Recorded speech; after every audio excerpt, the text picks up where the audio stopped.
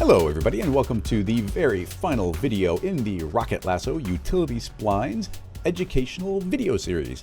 In this video we will be talking about the Spline tab, which is shared by all of the different utilities. I've got a very simple setup here where it is a text spline fed into a sweep, and in the sweep I'll set the end scale down to 0 so we can see the orientation where it goes large and shrinks down all the way to 0. Selecting the text spline, I'll hold down Alt as I go to Extensions, Utilities, and create any one of these, but in this case I'll say Smooth, but set the smoothing to 0 iterations, so essentially there's no modification happening whatsoever. Inside of the Spline tab, the very first setting is Reverse. If I were to turn that on, the first point becomes the last point and vice versa, and you can see that the sweep will be going in the opposite direction. This can be useful in all sorts of ways as far as animating a tangent along something or cloning onto it. The order of these points can really matter, and here's a simple way of inverting them. Turning that off, let's pull the spline out entirely and take a look at another neat feature. Inside of the tool, we have something called segments, and we can return this as whatever we're inputting. So if this had like 5 splines as children, it would return all of them together, and we'll see that in a moment. But while we're here with the text, I would like to show you that if we were to take the text and feed it into a spline mask, then let's make the letters overlap. So I'll shrink down this horizontal spacing so you can see everything overlaps with each other. The spline mask is telling them all to merge, but it's all the same object, so it doesn't merge them. But if we feed this into one of the utilities and I say actually explode all the segments, you can see that it's actually, if I make it editable, it's actually returning a null with 4 splines because we have 4 segments. So even with this being parametric, if I drop that as a child of the spline mask, it will now see them each as their own object, and it will successfully merge them together while being entirely parametric. That could then be fed into the sweep, and it will sweep along all of those. So, that can be pretty powerful by itself. Let's move into a different scene file where I am using my Mesh to Spline plugin to convert a car into a whole bunch of different splines. Now, something to show is I've got the outline and interior detail, all these different splines, and under the basic tab you'll see that I've set the display color to all these different colors. So there's red and black and a bunch of different colors being fed through. Let's make a brand new, and again we'll make a smooth, and the smooth I'll say, actually we probably will do some iterations. I'll drop this down here and I want to grab all of those, drop them inside the smooth. You'll see it's getting smoothed out, but let's subdivide a few times just like we did in the other video. So let's subdivide twice and override the point cap, do fewer iterations. So now all those are getting smoothed out. We should have even more detail. If we go over to this light, you see that that has now subdivided and it's gotten nice and smooth. Let's zoom out and take a look at the overall car. Now, something that's really cool is we've fed this into smooth, and because the default is the segments are as input and the colorize is as input, it is seeing all the different colors that the different splines are coming in as, and it's also returning it that way. If we were to make this editable, you will see that we've got 6 different splines, each with their own color that's passed directly through. Hitting undo, let's take a look at some of the other options. We can set this to be a single spline, so if I were to turn that on, it's actually going to merge them all down into one spline. And we should probably override the point cap, so I can say yes, override. And it is taken on any attributes of the first spline. So the first spline was a closed spline, so it forced all the different segments to be closed, and it's taking on the color of the very first one. If we make it this editable, you'll see a single spline get returned. Let's hit undo and go back to the spline tab, and we can change segments to not be a single and not be as input, which was 6 objects, but instead explode all. So every segment will be exploded. If I deselect, you see that we do have all the colors correct, but if I make this editable now, we're going to get a whole bunch. I don't even know how many. If I scroll down, you see we got all these different segments.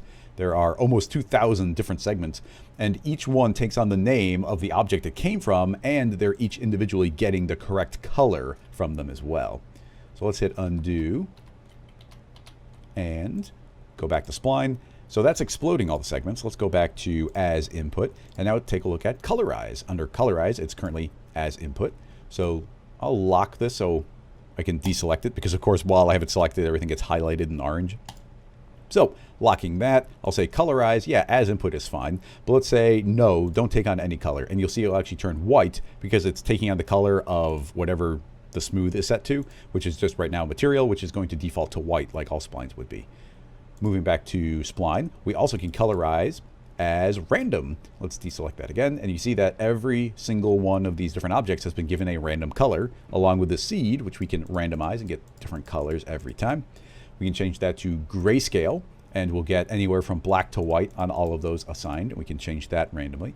If we were to change this to explode all the segments, you're going to see that every single one of those separate segments can be assigned a different grayscale or a different random color. So we get a crazy rainbow effect, and even the seed could be keyframed. So you might be able to make a weird animation out of those all changing. Next up, we have our tag to segments. And this is important for third-party renderers and especially Redshift, where let's say we want to render this out with all those crazy colors. Let's add on a Redshift material tag, and then right-click and add on a render Redshift object.